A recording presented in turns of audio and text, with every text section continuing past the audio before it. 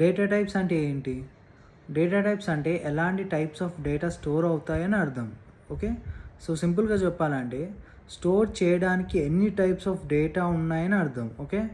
ఇందులో 2 టైప్స్ ఉన్నాయి, primitive data types and non primitive data types. ముందు ప్రిమిటివ్ గురించి డిస్కస్ చేద్దాం. ప్రిమిటివ్లో బులియన్, క్యారెక్టర్, ఇంటీజర్, ఫ్లోట్ ఉన్నాయి. బులియన్ అంటే 2 టైప్స్ ఆఫ్ వాల్యూస్ని స్టోర్ చేస్తాయి, అవే ట్రూ ఆర్ ఫాల్స్. నెక్స్ట్ క్యారెక్టర్లో క్యార్. ఇక్కడ క్యార్ అంటే ఏదైనా సింగిల్ ఆల్ఫాబెట్. ఇంట్రెస్టింగ్ విషయం ఏంటి అంటే ఓన్లీ సింగిల్ కొటేషన్స్ మధ్యలోనే రాయాలి, అప్పుడే దాన్ని క్యారెక్టర్ అని అంటారు. Next integers. దీంట్లో 4 ఇచ్చాడు, బైట్, షార్ట్, ఇంట్, లాంగ్ అని.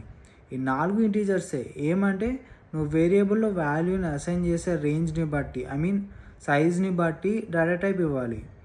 బైట్ అంటే -127 నుంచి +127 మధ్యలో ఉన్న నెంబర్స్ అసైన్ చేస్తావంటే అప్పుడు బైట్ డేటా టైప్ అని మెన్షన్ చేయాలి. షార్ట్ అంటే -32,000 నుంచి +32,000 అలా. ఇంటికి లాంగ్కి కూడా రేంజ్ ఇక్కడ చూడొచ్చు.